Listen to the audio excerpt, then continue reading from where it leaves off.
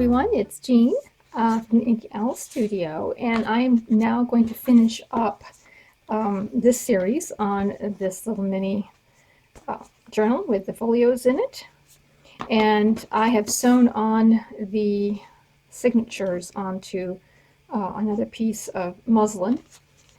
And I'm going to show you how I did these folios. And I took it out at the last minute because I wanted to show you that since you have a nice spine here on the back, the way that I put these signatures in that I felt made it easy for me was that I just glued down the spine here, and just a little bit, doesn't have to be an awful lot. And what this is going to do is it's going to stabilize the folio for me while I sew it in. And I'm just going to come here and glue it about 1/4 of an inch from the last one. And let's see if I got that even. Okay, just come up a little bit like that. Here we go. And I'm just going to press down a little bit to let the glue take. Give it time to soak in there. And after a minute here, I'm going to prop this up and allow this to dry. 3 or 4 minutes, just enough to where it won't move around when I start manipulating it. So just gonna let it dry and stand it up like that. Okay, it has dried pretty good, and as you see, I don't have full contact, but I have enough to where it is now stable in there so that when I go to stitch on it, it won't shift on me. So this was just something I felt made it super easy to sew in these signatures. So I'm just going to go ahead and start doing that. Of course, I've done this before. I have like 3 links, a little bit more than 3 links, because I want some long ties on here. So I think I have like 4 links of thread. And I'll just come here. I'm going to go into the middle. Now the nice thing about this type of a spine where you're going to glue it into the cover and the outside spine is you won't see the stitching on the other side. So it, as long as it looks good in here, you don't have to worry about how it looks on the back. And that's kind of the nice part of that. So I'm just going to clip this down to make sure it doesn't move on me.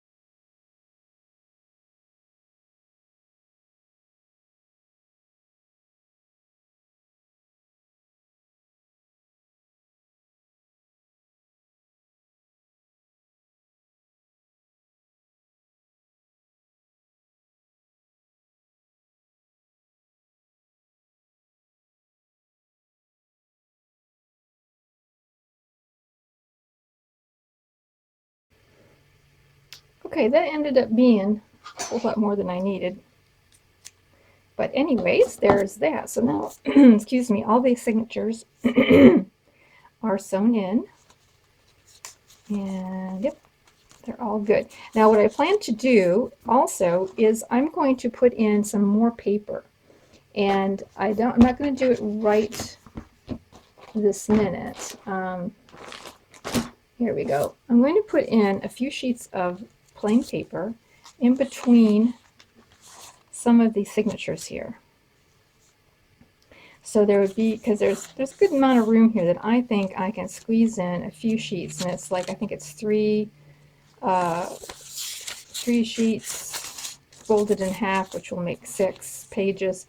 I'm going to sew these in here in between a few of these folios so that there'll be just a little bit more writing inside this journal. So I won't do that on camera, but I am going to do that, and then we'll come back and glue this in. Now I'm ready to put the signatures into the cover, and I have 2 choices. My one choice is to glue this entire piece into the spine, the outside spine. And that's not one that I'm going to do, but if you were to do that, if you're going to glue the whole thing in together, then I would start by gluing just on the back. And I went and put a pin here to kind of show me where the middle of that is. And I did that the same for the outside spine. I put pins there to kind of give me, a little guidance as to how to place this down. I would use Fabri-Tac just because you have a little leeway in it. But I would glue not the flaps, but just the inside part. I would set it down, and I match up my pins a little bit. I take the pins out, and then I would press down in between the pages. Here, let's take this off. You'll want to press down in between the signatures or whatever, your folios, whatever you want to press down, and make sure that it has good contact, and then just prop it up on each side and let that dry for a little while, and then go back in and then glue down the flap area. And that way, and this is actually more important to do it this way if your spine is hard. If you have a hard spine, it's much more important to do it this way. With the soft spine, it's probably not as critical, but that's the way that I would approach that and do it that way. Now I am going to do a hollow back spine, or it's also called a hinge spine, which means I'm only going to be gluing down these flaps here. And when I'm done, then there'll be a little separation between the signature spine and the outside spine, and it will lift up a little bit, and it'll allow these pages to lay just a little bit flatter than they normally would. That's the kind of spine I'm putting in. I don't know, it might not be as critical with a soft spine as it does with a hard spine, but I think that's the way I'm going to go about it.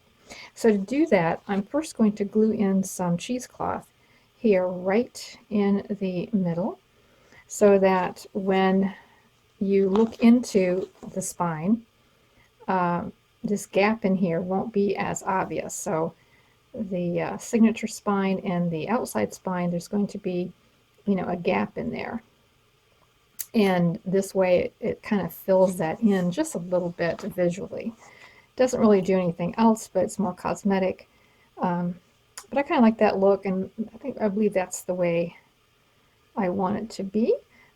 And I'm just going to basically glue it down a little bit. And I'm not going to risk the Fabri-Tac, although it probably would be fine. As you can tell, I've had it bleed through before, so I am just going to come in here and put a good amount of glitter glue right in there, like that, letting it to kind of peek up over the top and peek down below on the bottom. Just putting that in there, and I might even continue to glue it here on the outside, all along that area, just to give it good contact,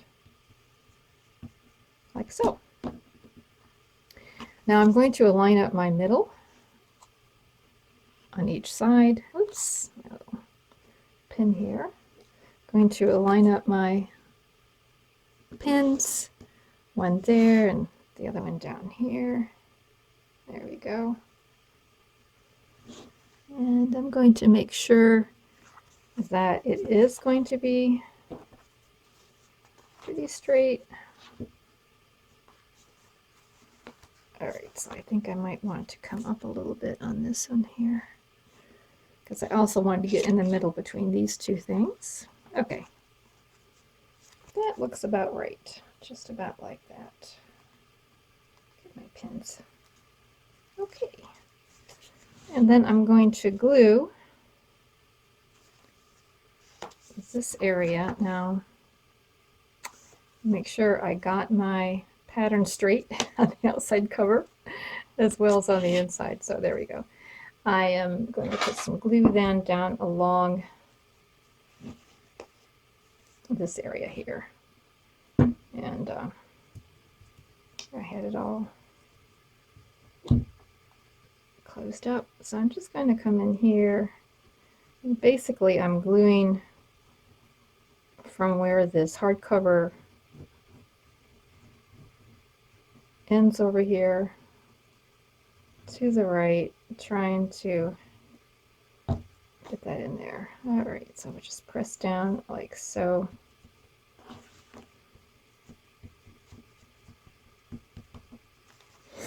And I should have put this back on. It does kind of help to put a rubber band around your signatures just to kind of keep them straight. And I'm going to do the same over here. Coming to the edge of my hardcover, I can see it a little bit, or you can definitely feel it anyways. And just putting in the glue. I can always come back in and get the very edges. Oh, see, I put in more than I needed, but that's okay because we're going to be putting the inside liner in, so it's okay that I went too far. And we'll just press that down nicely. So I'm going to then let it sit here like this until it kind of dries a little bit, and then I'm going to be putting on the inside covers. So for the inside covers, again, this is on a cardstock or a heavy scrapbook paper. And I'm going to glue almost to the edge, but not quite, because it will spread when you press it down. And just get that inside done there. And we'll just place this down over all of that. I am making sure that my borders here are equal, and then we're just going to work that in there like so. And so now we have the insides done. I did this side as well. And now the pages now will pull up and fit flat. Now I have a feeling they may do it anyways, even if I glued these together. They probably would have. I have not had enough experience to know if that's true or not, but I do know that when you have a little bit of a hollow in here, then it will allow these pages to lay a lot flatter. All right, so that seems to be done, and there's plenty of room here to put more filling in, which is really great. Now to close our journal, now I could have put in a tie or something before I glued these down, put in a tie to close it with, but I'm doing something different. I've got I've punched out 2 pieces of cardstock, and you can make these yourself, but I like the double cardstock. I think it's better, and I covered the one side with paper. I'm going to glue these 2 pieces together, and we're going to make a place to put eyelets in. And the thing of it is, if you have eyelets that are longer than this, these aren't that, they're a good length, but they're not super long. But if you have them long enough to go through all these layers, then I would just put eyelets in here. But I don't, and so this is the way I'm going to handle that, since I don't have eyelets that are long enough for that. And I have distressed around this edge so that when you start putting piles of cardstock together, and sometimes you're off just a millimeter or something like that, this kind of helps hide that fact a little bit. So if you darken the tips a little, or the edges a little bit, that helps to hide that. And there we go. These are all done now. And I'm going to go ahead and miter this with a ruler and a pen, stylus pen, because I want a fold that's kind of clean. And when you're working with double cardstock. It's a little bit more difficult sometimes to get. So I've got both of these now, and I'm going to fold them over.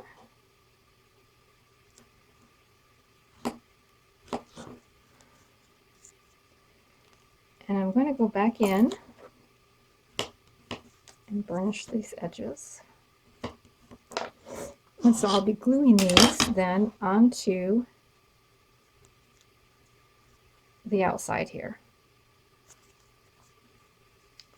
and gluing them together. And simply put in our eyelets inside one of these.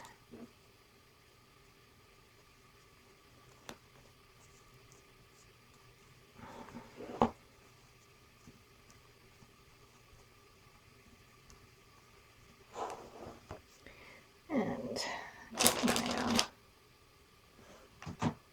hole punch, and we'll just put the eyelet inside here so that we avoid having to go through all these layers here.